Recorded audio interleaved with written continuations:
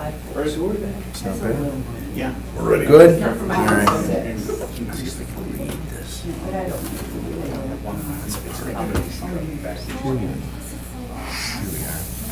Let's bring Improvement Services Committee to order. Let it be recorded, Burnett, Johnson, Nicholson are present where he's excused. I need a motion to approve the agenda. So moved. By Burnett, second by Johnson, under discussion. Hearing none, all in favor? Aye. Nays, motion carried. Motion to approve the minutes by Burnett? Burnett, second by Johnson, under discussion. Hold on a second.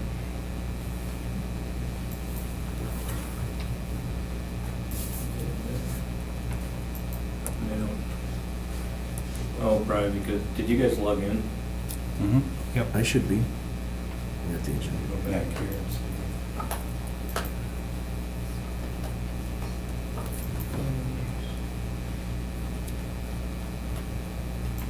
Present voting.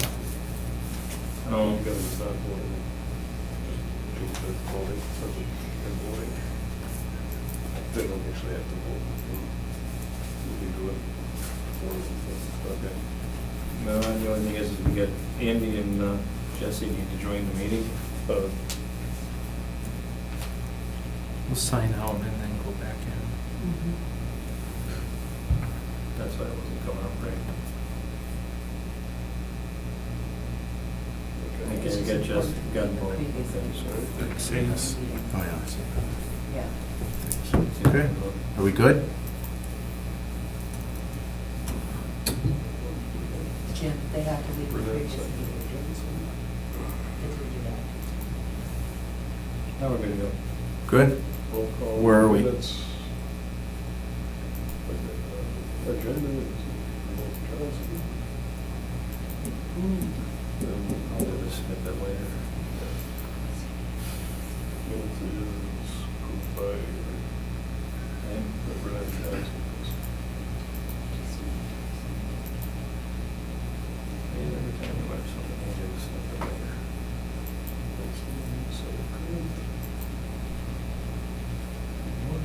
Good to go. We're good. Okay. Where are we? We are on regular business item 1. Okay. Number 1, consideration, possible action on request by Gary Baranowski for additional on-street overnight parking allowances at 1239 Shadow Lane through the end of 2018. Director Grenier. I believe Mr. Baranowski is here, so if you would like to open the floor to hear from interested parties, he will be able to tell you why he needs the additional on-street Move to parking. open the floor for interested Second. parties. Motion to open up the floor for interested parties by Johnson, second by Burnett, under discussion. Hearing none, all in favor? Aye. Ayes, motion carried. Okay. All right, Mr. Gary Baranowski, just state your name and address for the record and your concern.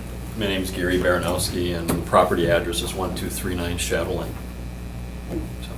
So, I saw how that was written when I got here. It wasn't for the remainder of 2018, it was actually going forward. I don't know if that can be done. But what, I own a property in Shadow Lane. I rent it out. I have a permit as a tourist rooming house. And several times we've exceeded the 6 occurrence limit. You can have our guests go online. If they don't have enough room, we can fit 1 car in the garage, 1 or 2 on the driveway, depending on how big the vehicles are. And it's just unfortunate when you run. We got a warning a couple of years ago because we went over. And these are people coming to Green Bay. They're a lot of times their Packer games want to have a good time, and then they get a ticket on their car. They don't log it, or we run out of spaces to do it. So just asking for 12 occurrences, and the way I came up with that was, you could say there's, 8 home season games and potentially 2 playoff games, potentially 2 preseason games, or just a couple times throughout the year. It's rare. When they do it, it's 2 nights. It's usually a Friday, Saturday, where they can't fit all the cars on the road, and it's usually because people are coming from different parts of the state or the country and have separate cars. So that was a problem, trying to have somebody near the end of the year say, sorry, I don't have any additional spots for you to park, what do you do? So. Okay, that's- any questions for Mr. Baranowski? Yes, sir. Alderman Burnett. Have you had any discussions with neighbors? I have not. For or against? Not for this, I have Because not. on your side, you're the area, I know the area very well, but you're on the side closest to Lambeau Field. Correct. On the other side, from my recollection, I haven't been through there in a few years, but that's almost entirely still residential homes. Correct. So are you suggesting that you just want parking in front of your particular property? Correct, yeah. How many city parking spaces would that? It's typically 2, or if they're small, you can fit 3 right in front of the street on my side of the road. Okay. So 2 to 3 parking spaces 12 times a year. Yeah. Great. Just to add. Yeah, Chris. Like Gary, I'm Chris. Okay. We came back and Yeah, forth yeah. originally.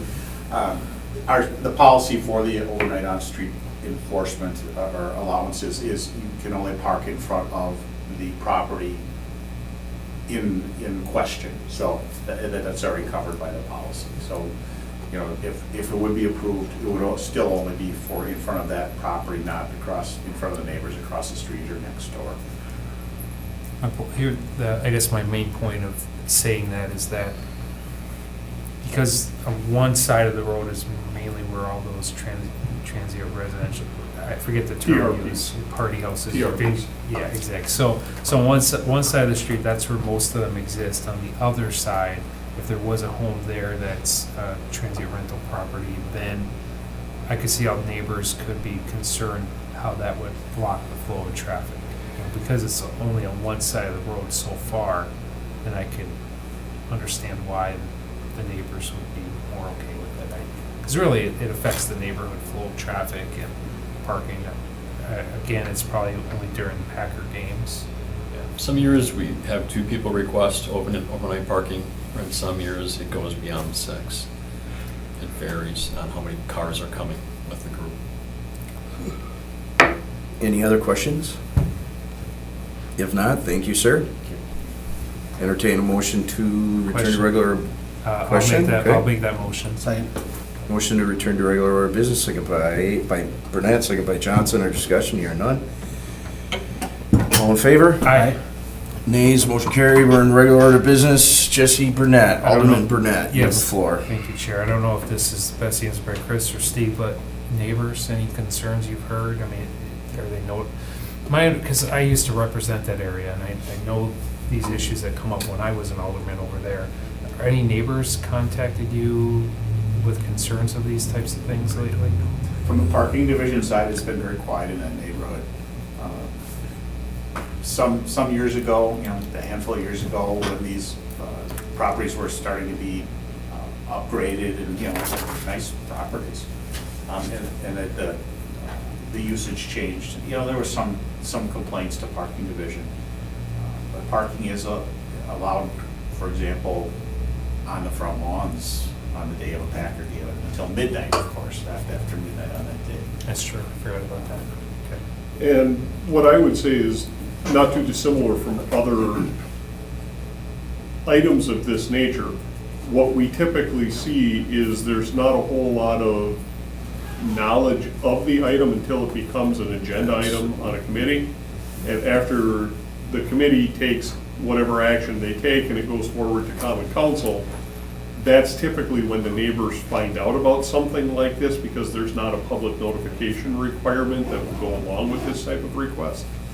And, you know, the next several weeks, I would expect that if somebody has comments, positive or negative, that's when it's going to come out. Alternatively, after the first couple of home games that somebody utilizes the on-street parking, we may hear from the neighbors. But again, because there's not a public notification, there's not a class 1 notice requirement or something like that, I don't know that this is necessarily gaining a lot of comment in the neighborhood. The gentleman had a good question or good point. The motion, the agenda item anyway, says the end of 2018. From my experience, I think that's typical. That is you go standard to the end of policy, the it's year for and then one year at a time. like one calendar year at Calendar a year, time. yes. Okay, so then you'd have to reapply for next calendar year. Okay, that's the only question I had. Alderman Johnson? That actually answered the question that I had, is if we did it indefinitely, if we could ever rescind it, but it sounds like we don't do those indefinitely. Correct. What has been done in the past is an annual because, you know, let's say just for the sake of discussion purposes, this time next year, Mr. Baranowski decides to sell the house, then that need is no longer there. Somebody has to come in every year and demonstrate that there's that continuing need. Yeah. You know, I don't know, I really don't have a problem with this. I mean, we're talking, he gets 6 exemptions anyway. I mean, again, the way that he's managing this facility, he needs at most another 4. This isn't something where it's an everyday occurrence. I have no problem with this. Motion to approve? Motion by Burnett to approve, second by Johnson, under discussion. Just one thing, Chair, just Director Grenier. so that we are very clear about things. The season does extend into winter, and there are occasions when we have to get in there and plow if a snow emergency is declared. Snow emergencies do trump any previously granted permissions. Cars on the street are subject to tow under a snow emergency, just so that we know that. Point well taken. Move to open the floor? Motion to Second. open up the floor by Johnson, second by Burnett, under discussion. Here none, all in favor. Aye. Nays, motion carried. Now the floor is now open. Just state your name and address. Gary Baranowski, 1239 Shadow Line. I just had one question, so going for, I want to come here every year because I don't know if I need it, but does anybody here know what happens if we need a 7th in a given year and I haven't asked for more? Can I call the city ahead of time or? No, that is something, to go above the allotment that's provided, does require action by It does. committee and council. Yes. Okay. Okay, thank you. Thank you. Any other questions, concerns? If not, I'll entertain a motion to close the floor. So moved. Second? Motion by Burnett, second by Johnson, under discussion. Here none, all in favor. Aye. Nays, motion carried. Okay, what are the wishes of, we have a motion on the floor. All in favor? Aye. Nays, motion carried. Moving forward. Number 2, consideration of possible action on request by Platten Place Building owner Skip Everly to establish a rental agreement for 40 parking stalls in lot F. Frank. Director Grenier. And I'm going to have Chris Pirlad take this one. Hey, Chris, take it And away. it's a standard, what I would consider boilerplate rental agreement. Mr. Hefferly's already renting 29 spaces in parking lot F on a month-to-month basis for the residents. He would like 11 more, and we decided, hey, let's put this on our rental agreement, so instead of just having it kind of the gentleman's verbal agreement, so we have all the details. So, but it's a boilerplate document. I haven't finished drafting it. It's going to be no different than any other standard document that we have at the going rate. Okay, any questions or concerns? Alderman Johnson. Chris, I know you and I had talked about this, in particular, the location of those 11 stalls. Are you able to confirm which 11 stalls those are? At this time, we're starting with and he is fully aware of the situation, that 11 stalls on the south side of the northernmost bay, because they are not used to their full extent. There's 20 stalls in there. We're pulling out some meters, putting in, and it'll be rental. And the standard agreement indicates that the stall numbers are subject to adjustment dependent on availability and need. And availability would be on the city side. Let's just say we need more parking stalls. We got those meters back in. We have that power to do that. And that's So the we- piece so that we'd I like wanted to to make start. sure of, that we're covered there, because if we do see, I guess, an inability to meet the demand of some of the other retailers Exactly. in that area, which was a concern, of course, expressed by a couple of them that it did relay to you. I just Mhm. want to make sure that if we're unable to continue to meet the needs of everyone in that area, that we have the ability to move those stalls to a different spot within that lot. Right, yeah, we always protect the city's needs and rights and, I think it's important to note that the way that the agreements are written, not only do we have the ability to adjust where those stalls are within the lot, we have the right to terminate the rental if the need for at-large parking, if you will, becomes a pressing need. Okay, thank you. Any other questions or concerns? If not, entertain a motion. Move to approve. Motion for approval by Burnett, second by Johnson, under discussion. Hear none, all in favor? Aye. Nays, motion carried. 3, consideration of possible action on request by Downtown Green Bay, Inc. to establish a new agreement with Department of Public Works for installation and maintenance of banners on downtown Lake Falls. Director Grenier. What I'm handing out to you is a revision to what was included in the packet. Downtown Green Bay Incorporated, one of the business improvement districts, has a long history of having their banners located on various locations throughout the downtown. And what they're proposing to do is to purchase a total of 600 banners as well as bracket hardware for 300 locations to be installed on downtown streetlights. They've identified currently 200 locations that they are proposing to install. The agreement that they're looking to enter into between the city and DGBI is that DGBI will pay for and own all the banners and the hardware. They will pay for the replacement and repair of any banners or hardware parts. They will pay for the initial installation of the hardware and banners. The expectation is the city would swap out those 200 banners twice a year. So they would go, the district banners would be up from March through about the end of October, and about from the beginning of November through the end of February, the holiday banners would go up. So this is very similar to the existing agreement that has existed, the agreement that has existed between the city and DGBI for quite some time. The proposal is that this plan of action would remain in effect until December of 2025, and there would be an option to come back and renew and renegotiate with both DGBI and city approval. So this is not dissimilar at all from the current practice between DGBI and city staff.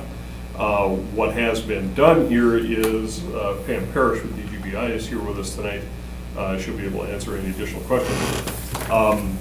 We now have a current inventory on the map that I provided to you of the exact locations that they're anticipating having the banners installed on, and we're simply memorializing so that there's no confusion what the locations are and what our expected frequency.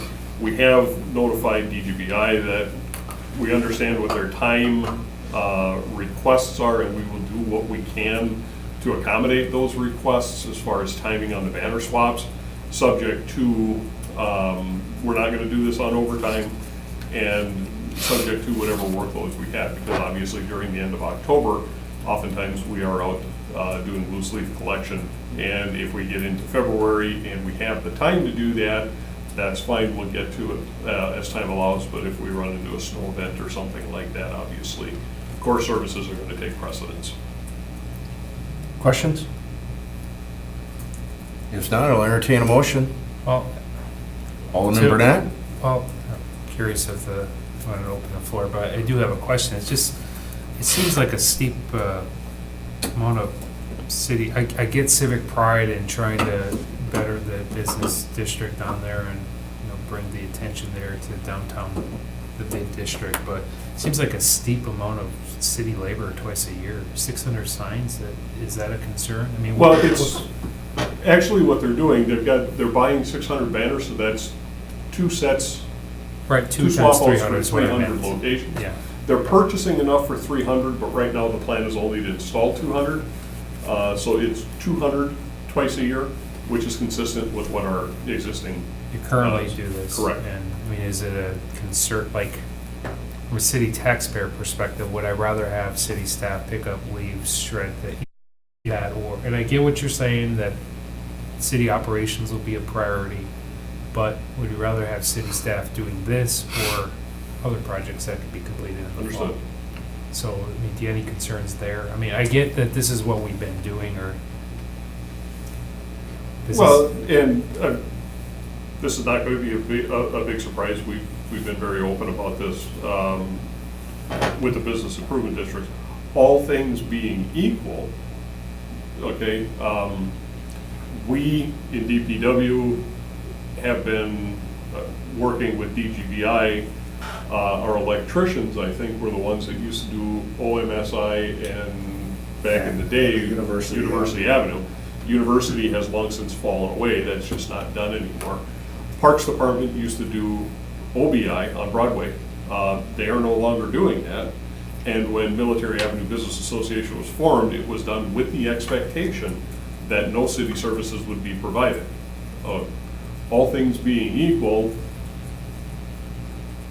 would I rather be doing something else with my staff than putting up the banners?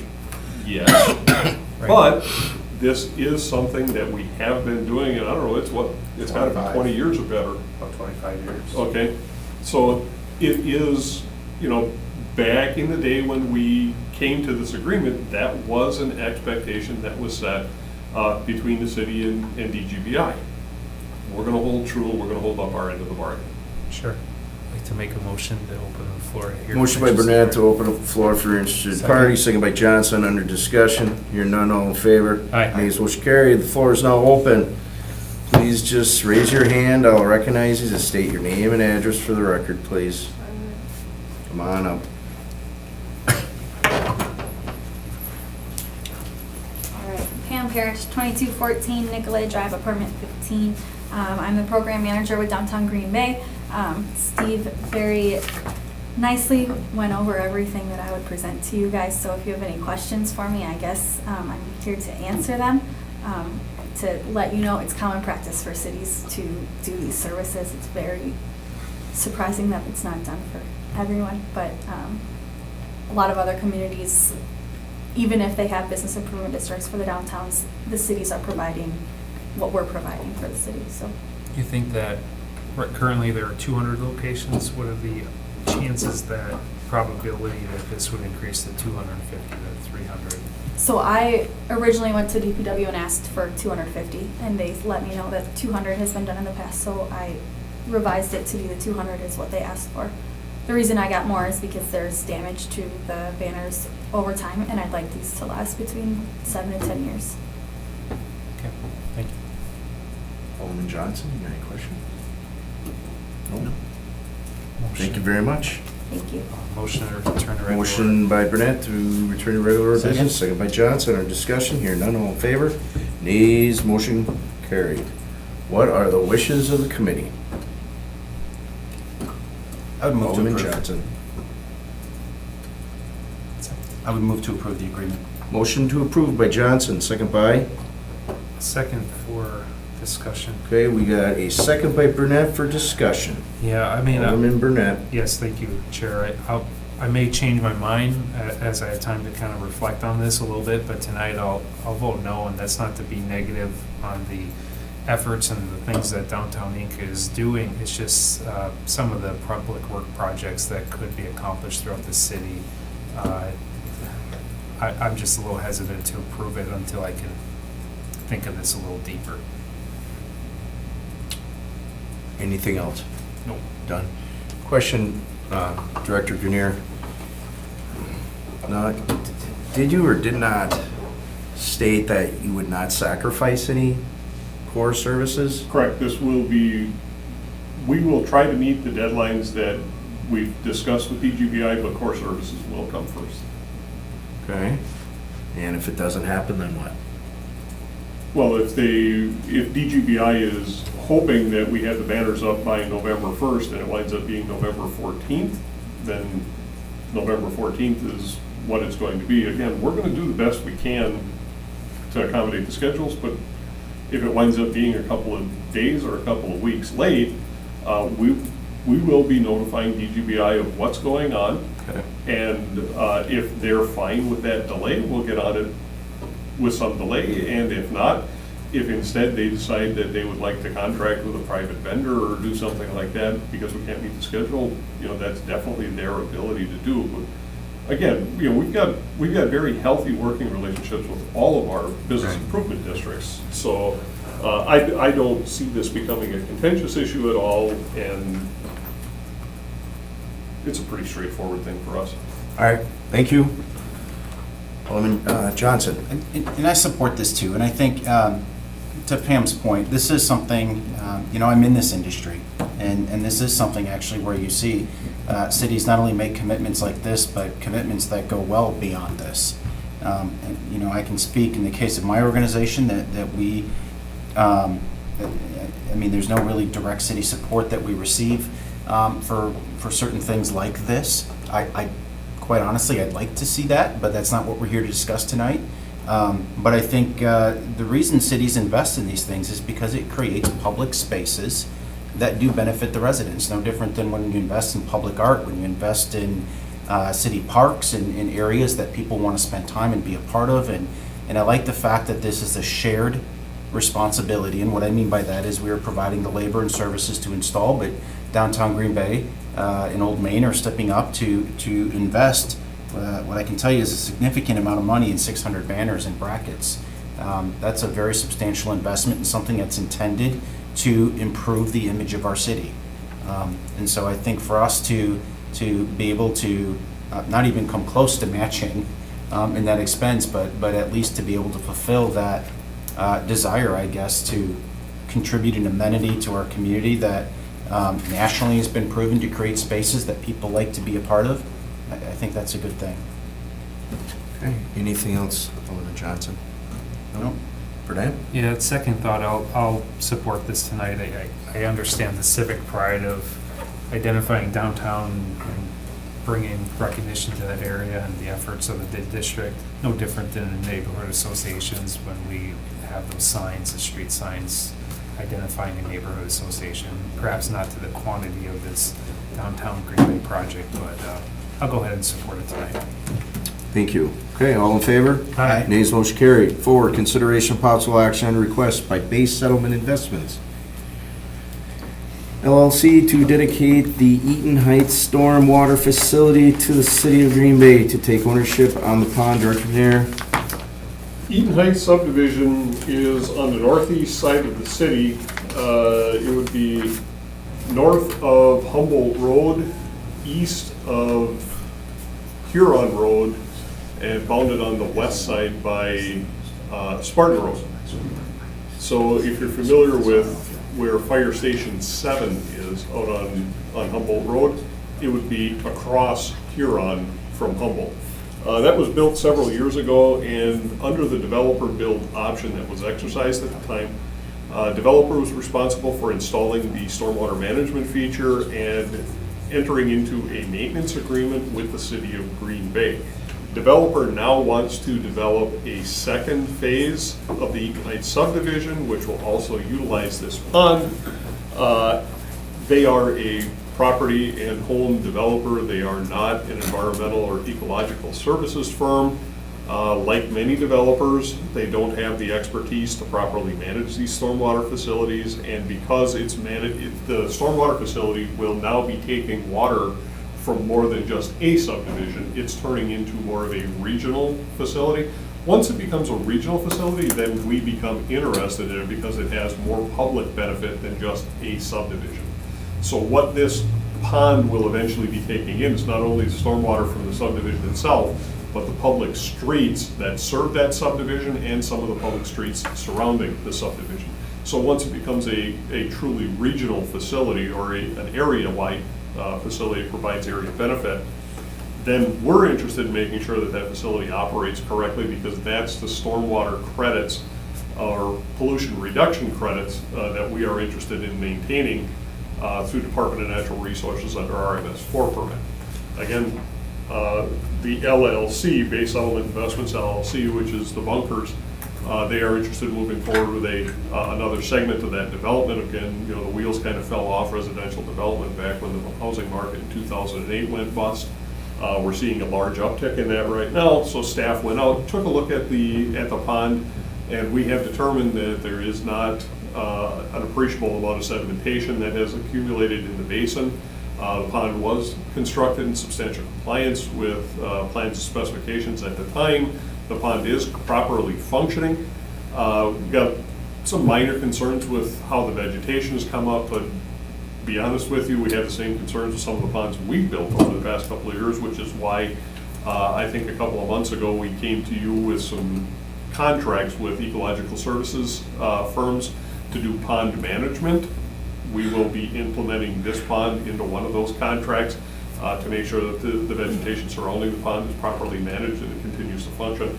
We're happy with the way the pond is constructed. We do think it's going to provide an area benefit, and it will also provide the door opening for additional property development in the area, so the staff is recommending that we accept dedication of the pond. Thank you. Any questions from the committee? Are Alderman Johnson. there maintenance-related costs that come with inheriting something like this? There are, I wish I could give you a range of cost, but we haven't gotten there on any of our facilities yet. Some of our proprietary facilities, there is a proprietary facility that's directly in front of the Children's Museum of Green Bay on North Washington Street, which is a modified inlet that needs to be hydrovac, I believe twice a year or something like that. Okay, the maintenance responsibility on that's pretty small. We come down there with one of our combination trucks, flip the grate open, back it out, and we're done. Okay, so that's pretty straightforward. When we get into these larger facilities like ponds, we have vegetative maintenance, we have vector maintenance, which for the ponds, the vector we're really worried about is burrowing animals like muskrats. So we have been engaging the services of Kurt Schrader as a trapper for us for several years now. We spend a lot of money investing into these ponds. We want to make sure that they continue to hold water and they function the way that they do. At some point in the future, the purpose of the pond is to allow suspended solids to settle out, and that will accumulate as a deposit on the bottom of the pond. At some point in the future, the ponds have functioned properly, there's going to be an accumulation, and those ponds will have to be dredged out. We don't know when that's going to be just yet, because the ponds they're so new. But there will be a maintenance cost in the future. Still, even for ponds that we've had in for over 10 years, it's still too early to tell because we're not there yet. So when you talk about vegetative maintenance, is that every couple weeks or? No, it's a couple of times a year. I don't want to say quarterly, but it kind of works out that way. There's a couple of times in the spring we'll go out and do maintenance as the new vegetation is emerging.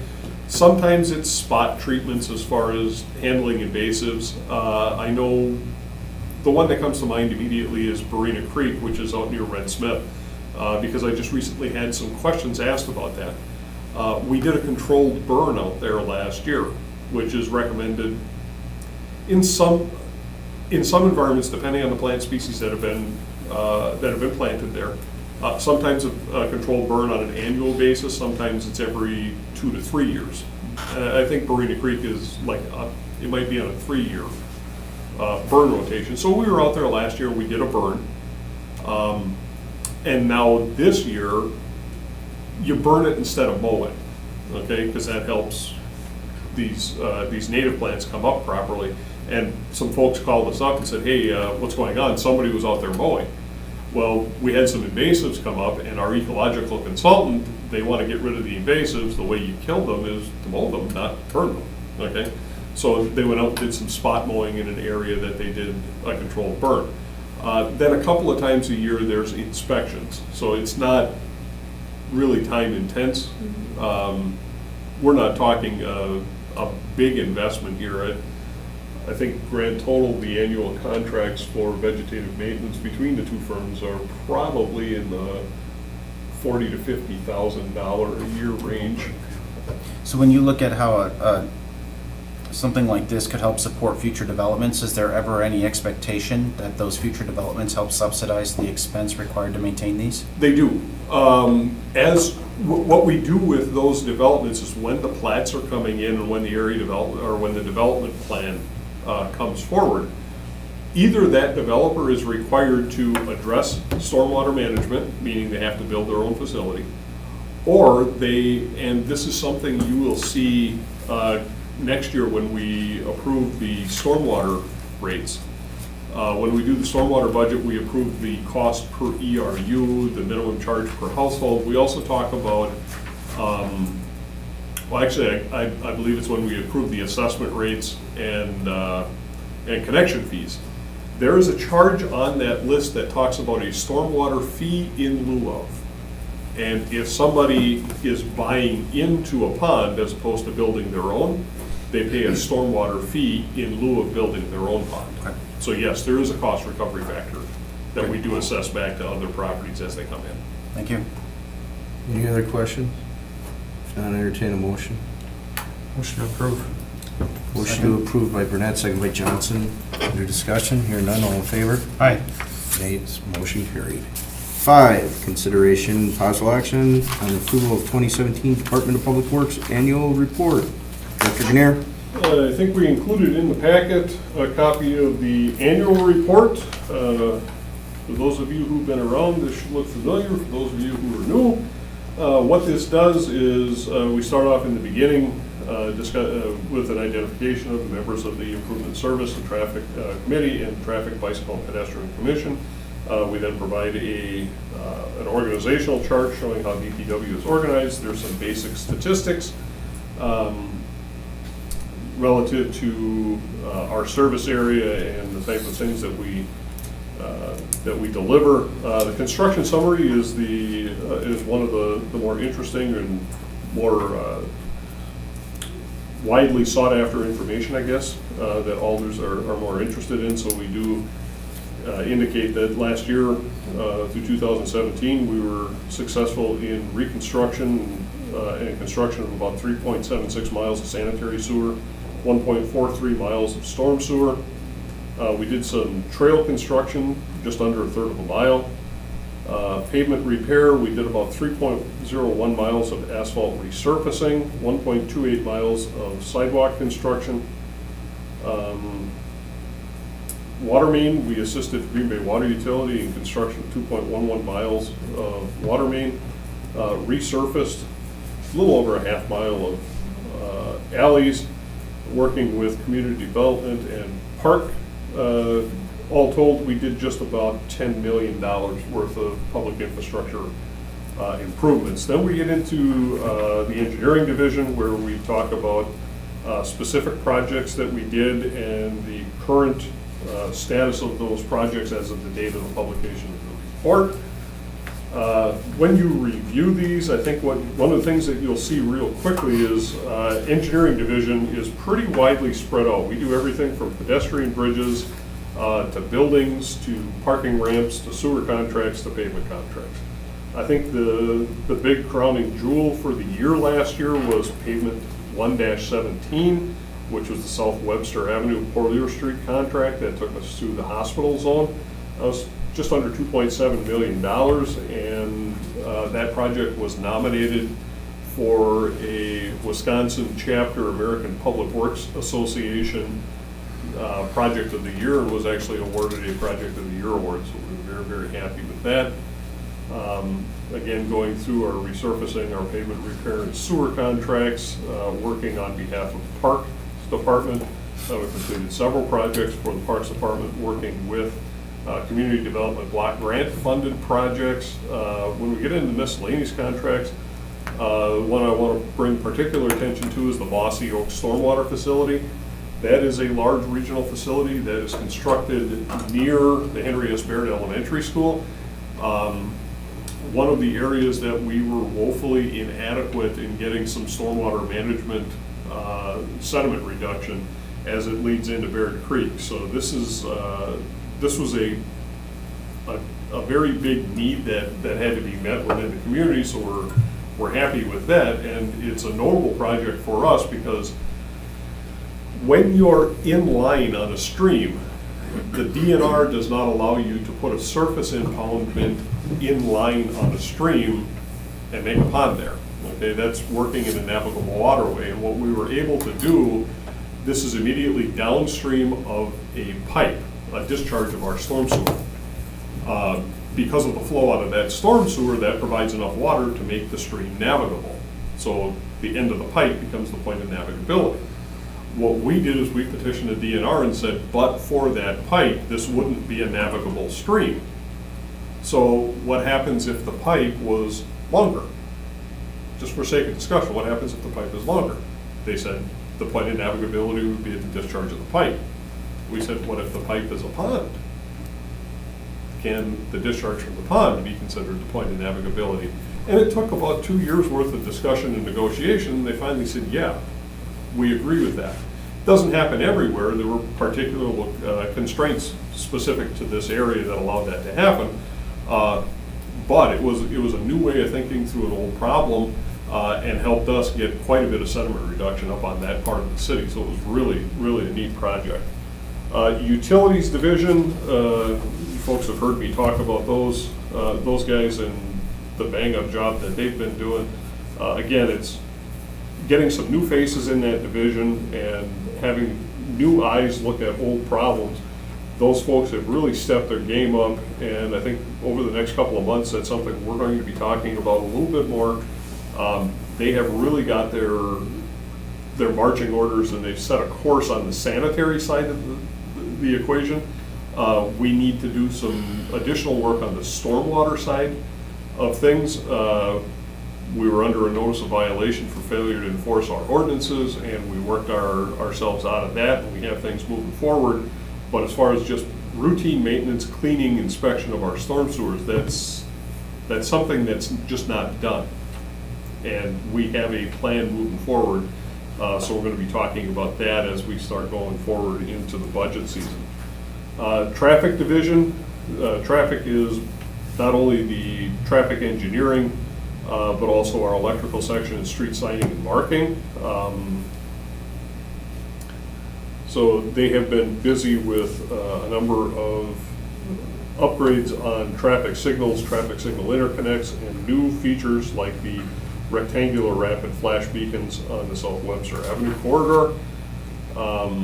Operations division, sanitation section, and we'll be talking about this a little bit later.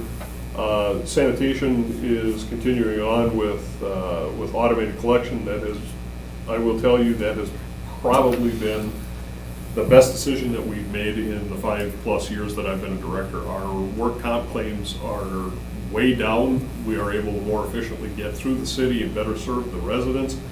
Work comp claims are a problem on a variety of different levels. Number one, they're extremely expensive. We are self-funded insurance, so that's money that comes directly out of the taxpayer. But more than that, every time that we have a work comp claim, that means one of my staff is injured. They are not here to perform work. They are not able to go home and enjoy their free time with their families. They are not a happy, engaged person when they're recovering from injury. So if I can keep them safe, that makes for a better, more productive, happier workforce, and they get to go home and enjoy their time with their families when they're not at work. So that's very important to me. So being able to cut down those work comp claims has been absolutely huge. We are doing our best to continue to educate folks. I think if we talk with Alderman Nicholson, he will confirm that we still have some folks who may not want to learn, but we do continue to try to educate them on proper cart storage and things of that nature. We are seeing a little bit of a downturn in the number of complaints that we're getting, but just again this morning I was on my way in and had to phone Debbie to tell her that there was a mattress and box spring set laying alongside of a road out in a rural area. So one thing I do want to bring up, I emailed Chris this morning. It looks like the recycling markets have taken another sharp downturn to the point where we are currently, a couple of years ago, we were receiving $15 a ton for mixed recyclables. At this point, we are currently paying $15 a ton to get rid of recyclables. If we're paying that much, why are we recycling? Well, because it's cheaper than $40-some a ton to pay for its garbage. So that's something that we're going to be taking a look at, is how do those price fluctuations in the commodities market affect our ability to continue to collect, and whether or not we need to look at possible changes in our collection program. Sewer and utility bridge section, again, I've talked about the utilities division and what they're doing. Additionally, we have within that division, when we start talking about bridges, that's our bridge operators and the boat docks. I'm working with some folks relative to the Metro Boat Launch facility and whether or not we want to look at some changes in operations up there. Motor equipment division, they are the folks who keep all of our iron operating all year round. They also take care of most of the fleet for other divisions around the city as well, so very happy with what those folks have been doing. Street section, they, throughout 2016, we had 6 full plow operations. There was 2017, 32 ice control operations. We picked up over 100,000 cubic yards of yard waste and garden waste at curbside. We put down over 81,000 pounds of crack sealing for preventative maintenance. In addition to that, we also used another type of material, which we refer to as a special mastic. There was 102,000 pounds of that put in to seal the longitudinal cracks on concrete streets in the East Mason corridor. Over on New Perry, Deckner, West Mason, 12th Avenue, South Point Road, and several bridge decks to extend the life of those locations. Filled 26,000 potholes. That's the largest number we filled since 2009. Swept the equivalent of 20,000 miles of city street with the rotations we did. Did 7 rounds of grass cutting throughout all public street right-of-way and DPW maintained properties across the city. Provided traffic control at 11 Packer games again this year. Assisted Parks Department again with clearing of brush and trees in parks and greenway areas, and this year we are actually working on a dike inspection. We're going through and taking a look at the stormwater control dike, or flood control dike on the northeast part of the city. Signing and marking division, again, we not only did we do work here in the city of Green Bay, but we are also under contract and providing pavement marking services for the villages of Alloway and Bellevue in the city of De Pere using intergovernmental agreements. Electrical section, we've got 6 full-time electricians on staff right now. And we are doing everything from working on our own traffic signals to keeping Bay Beach running during the summer. So completed inspections at 114 locations for traffic signal controllers, replaced 208 damaged traffic signals, installed 3 new vehicle detection systems, so that's part of our upgrade system on making intelligent signals. What that does is helps process the traffic not only at an individual intersection, but provides interconnectivity between intersections on a corridor to help more effectively process traffic through. Again, working for other departments, we spend the equivalent of about 1 half-time equivalent person in our electric department working at Bay Beach and various city parks. So one could argue, why doesn't Parks have their own electrician? Quite simply, the answer is the 101 fund, the general fund, comes out of the tax levy, okay? Whether it's in my department or in Parks Department, it's all coming out of the same money. It's all levy-supported money. So whether it's in my department or Parks Department, you're kind of shuffling deck chairs on the Titanic at that point, okay? I would rather keep the electricians in my department where they're all in one, and instead of having 1 guy over here and 6 guys over here, I can take all 7 or 6 and throw them at a problem, knock that problem out in a shorter amount of time, and then take all 6 and tackle the next problem, as opposed to 1 guy spending 6 times as much time. It's just more efficient for overall operations. Communications and electronics section, that's something we're going to be talking about in the very near future, and we've already started those conversations at Personnel Committee. Randy Frayling is our communications and electronics technician. He's been with us for many years. He is a one-man gang that's just a wealth of knowledge, and took his experience with the U.S. Navy, brought it to us, and he's been doing a phenomenal job. With the exception of police department, all radios, portable radios, base stations, mobile radios that are operated by city staff, and up until just very recently, even police department, Right. that was all Randy, including design of the network systems, the 800, 900 megahertz, the VHF and UHF systems that we've used. Those have all been designed by Randy as well. Very appropriately, Randy has informed us that he is intending to retire in true Randy Frayling fashion. He gave us 1 year notice that he was intending to retire, and we have started the process through Personnel Committee to get an overhire so we can get somebody embedded with him for at least 6 months, and hopefully we can perform the Vulcan mind meld and get everything dumped out of Randy's head into the new guys. So we're moving forward on that. Parking system division, as you are aware, parking is a wholly supported endeavor that does not take tax levy supported money. We are a special revenue fund, so we have to close our own books. We do operate, currently we own 3, operate a total of 4 ramps containing a total of 3,488 stalls. We have 122 parking stalls in the core of the downtown area. We also manage, either manage or own a total of 13 parking lots with a total of 734 stalls and 710 metered stalls in or adjacent to the downtown area. We did about $2.6 million in business last year. One of the big changes from that last year brought to us was going fully automated in our parking systems. It took a little getting used to. We had some bumps in the road, but overall, it's been a good investment on behalf of the city, and it is starting to pay off, pay dividends now that folks are starting to get used to it. With any changes, there's always some hiccups that need to be addressed, and we worked our way through that, and things have been going very well. We have been researching the feasibility of changing out lighting fixtures. One of the biggest expenses that parking division has is running the lights in our ramps, because those lights have to be on 24/7.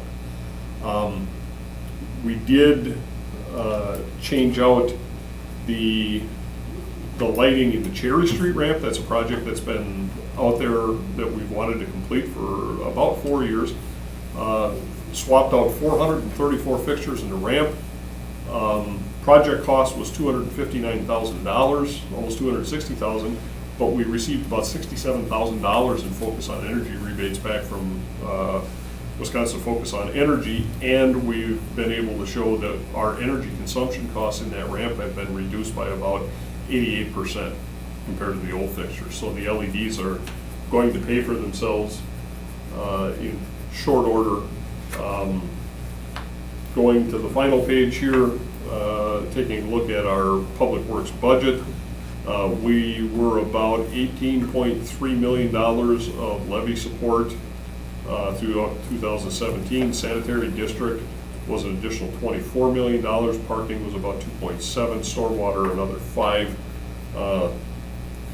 By the time all is said and done, we did about $50 million worth of impact to the city last year.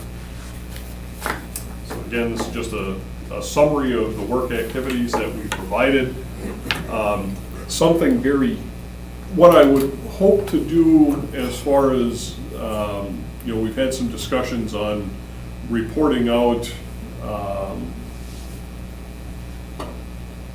what we had in the capital improvement program versus what we've gotten done during the course of the year.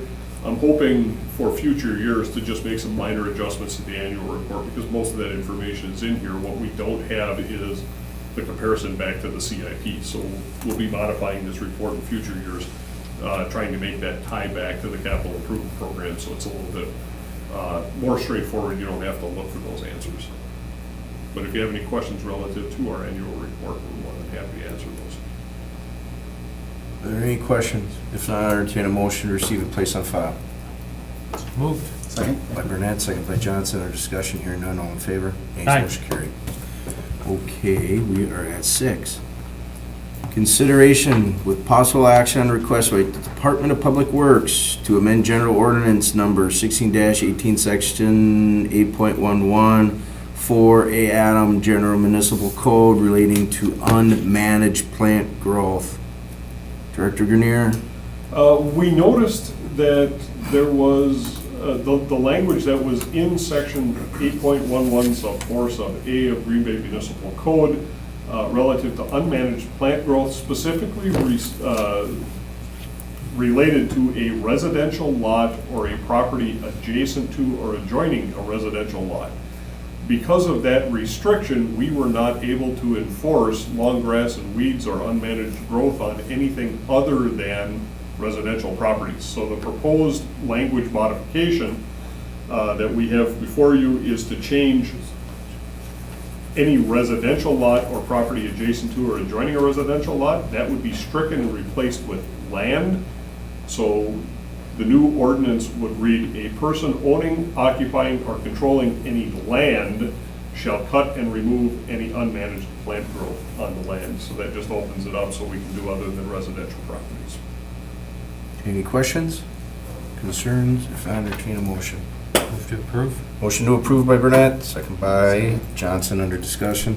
Hearing none, all in favor? Aye. Nays, motion carried. Report of actions taken by Department of Public Works. A, award of contracts. 1, to approve the contract pavement 2-18, the Metro Transit driveway to the low responsive bidder, Peters Concrete Company, in the amount of $82,355.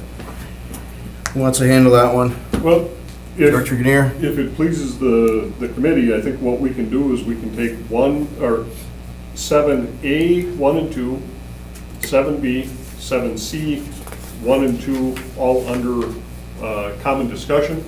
As we came to you a couple of months ago, going into summer session, and requested that the committee and the council provide us with the ability to take certain actions, provided that we reported them out to you and at subsequent meetings. That's what item 7 is.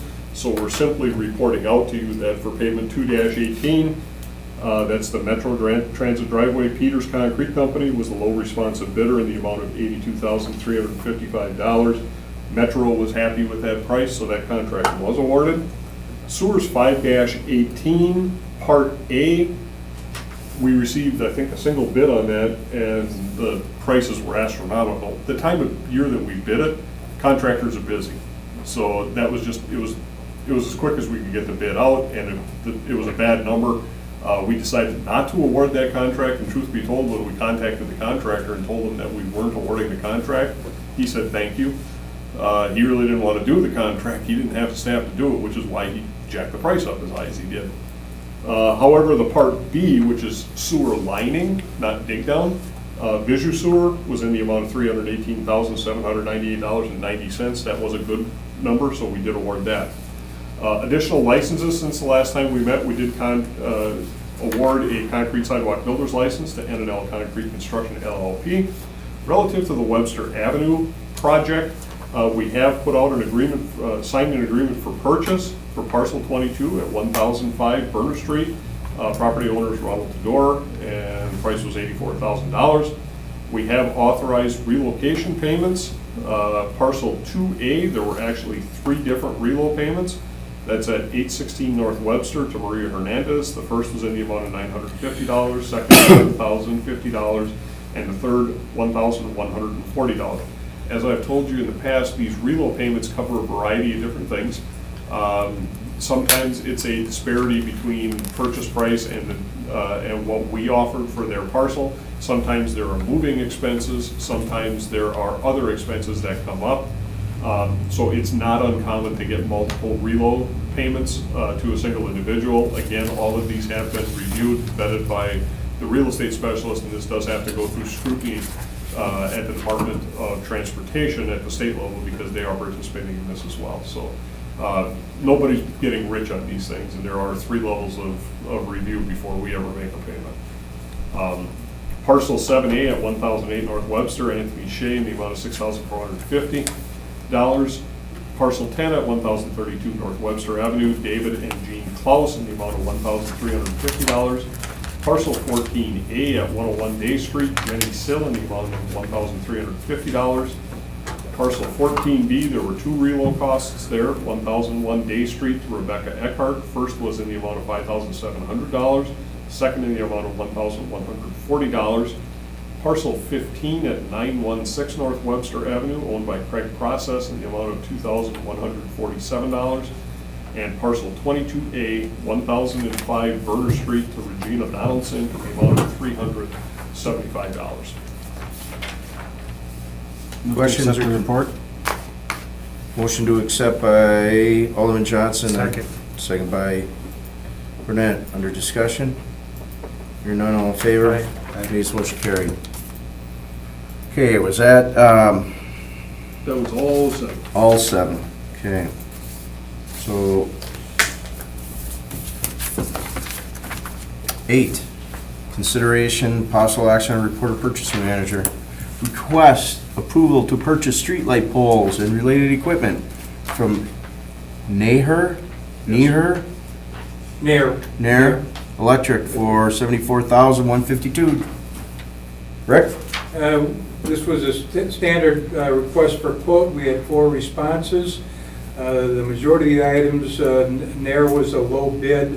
There were a few items awarded to Wesco that cumulative were less than 10,000, so that award has already been made. The award to Nair to be approved tonight is for $74,152. Okay, any questions? Move to approve? Second? Motion to approve by Burnett, second by Johnson. Under discussion. Hear none, all in favor? Aye. Ayes, motion carried. Okay, number 9, consideration of possible action on approval of the following plat of a right-of-way, Sitka Street from Superior Road to Ontario Road, and Superior Road from Gilbert Drive to Sitka Street, and proposed streets north of Sitka Street between Superior Road and Easy Street, and Superior Road, Storm Water Management Facility, Director Kinnear. For those of you familiar with the northeast side of the city, Sitka Street runs between Superior Road, which is parallel with I-43, and heads out past the Crystal McAuliffe Park out there in District 2. There are 3 large vacant parcels. One of them due south of Crystal McAuliffe Park, one of them to the west of Crystal McAuliffe Park, and one of them west and south of Crystal McAuliffe. West at Superior Road and on the south side of Sitka. Those areas are targeted for residential development. We've been working with the property owner, who is Dan Schmidt, lives in the house immediately to the west of Crystal McAuliffe Park. Dan owns all 3 of those parcels and is interested in doing residential subdivisions out there. We have a need. A lot of the stormwater management for sewers in that area actually drains all the way from Crystal McAuliffe Park down to our I-43 Industrial Park ponds. And those are maxed out. We simply can't take any more flow down there, so we need another larger regional facility to allow for not only development of these residential subdivisions, but we've got a number of streets out there, either that haven't been built yet or rural streets that are currently flowing through ditch section that need to be upgraded to urban section with storm sewer and curb and gutter. So we have designed a pond that will go in just north of the intersection of Superior and Sitka, and we need to build that pond. That's going to require a temporary limited easement for stockpiling purposes and for permanent limited easement for grading purposes with Mr. Schmidt. It also requires us to gain access with initially an easement, but ultimately that will become a city street over that easement to place the storm sewer to get from Sitka Street up to the pond. So what this plat does is lays out where those streets are going to go, where the easements are going to be, and it's the first stage in getting that access. Now, again, as I indicated, for probably the last 2, almost 3 years, we have been working cooperatively with Mr. Schmidt and his consultant engineers on designing these improvements, getting the pond in, because the pond has to be built before we can do any residential subdivision construction.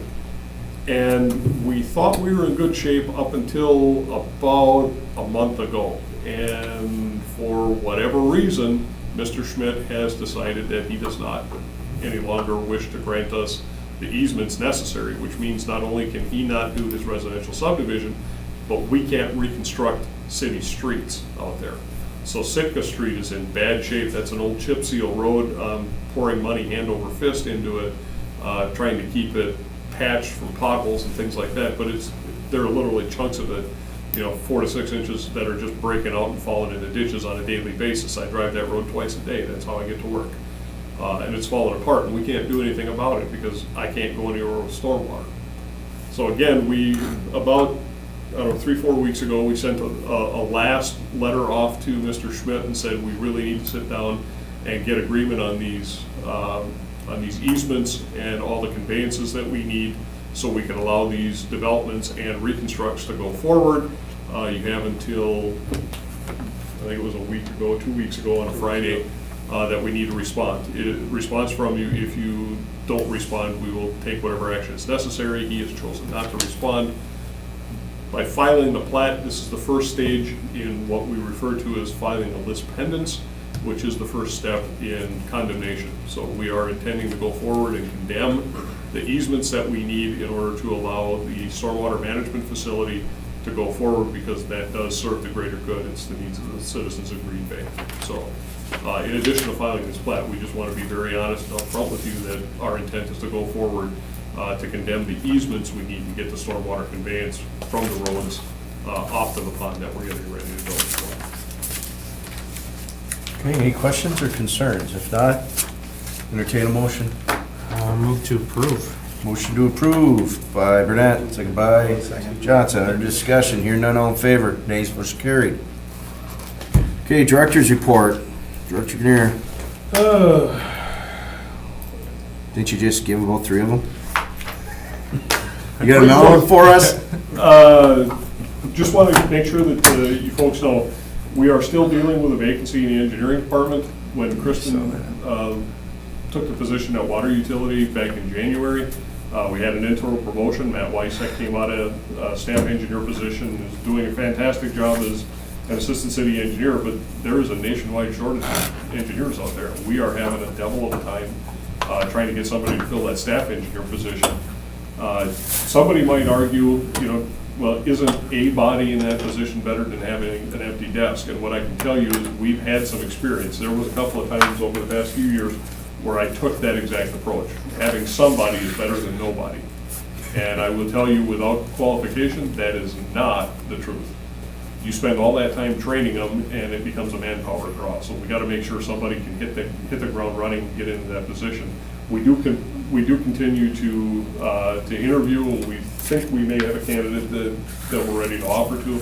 But I just want you guys to know we are still short, and within the next month or so, we're going to be losing a second one.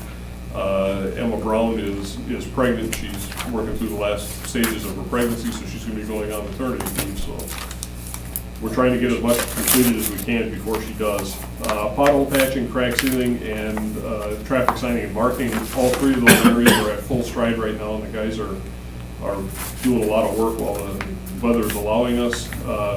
Sewer section, they are on goal for their cleaning and inspection. We are looking at modifying our table of organization this year, especially in the utilities division, to add what we call a fog inspector, fats, oil, and greases. That's a program we don't currently have. And fats, oil, and greases contribute to our grease list, which causes significant sanitary backups around the city. So we will be talking about potentially adding a fog inspector and a second erosion control specialist. The second erosion control specialist, we're actually in the process of filling that position right now. Currently, this week, we are in our second of 2 annual overflow weeks, and it coincides with our curbside bulk collection. So hopefully folks in your districts have their stuff out this week and they're not waiting for next week. Steve, I do have a question on that.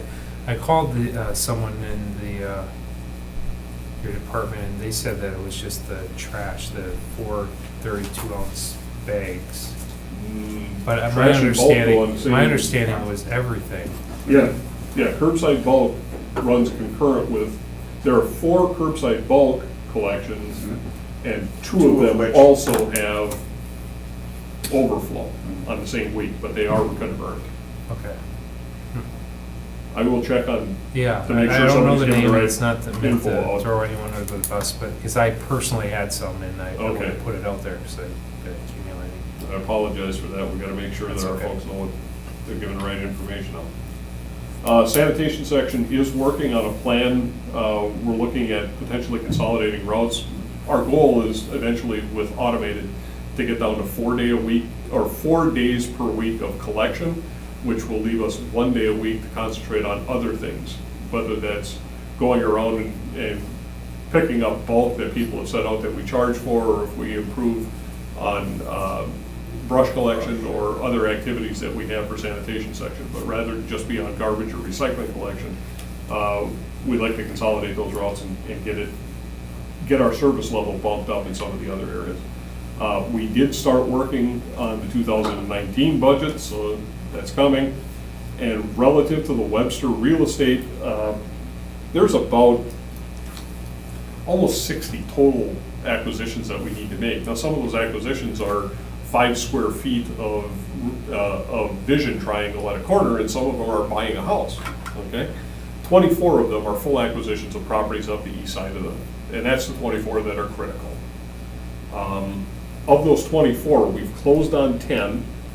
We're about to close on 4 more, and the remaining 10 all have offers made. So I would say probably within the next 2 months or so, we should have acquired just about everything up that east side that we're gonna need. You will start seeing some very noticeable changes down that corridor, because with the first 10, we've got between 4 and 8 where we're ready to get in there and do the inspection. Before you do any demo work, you have to do an asbestos inspection and abate any asbestos that you may find, as well as lead paint, things of that nature. But we're getting ready to demo the first 4 to 8 houses, so that corridor's gonna start changing real quick. And that is our director's report. Any questions or concerns? Motion to receive and place on file. Motion received, place on file, Burnett, second by Johnson, under discussion, here none, all in favor, nays motion carried. Okay, next meeting, August 1st, I'll touch base with Oh. everybody. I have a question on that, because Yeah. the next parks is August 15th. I know. Usually they coincide, I know, so. I'll coordinate something with Worry and get back to Director Junior, also park staff, and the members of Mr. Burnett and Mr. Johnson. So we'll figure that out in the next week or so.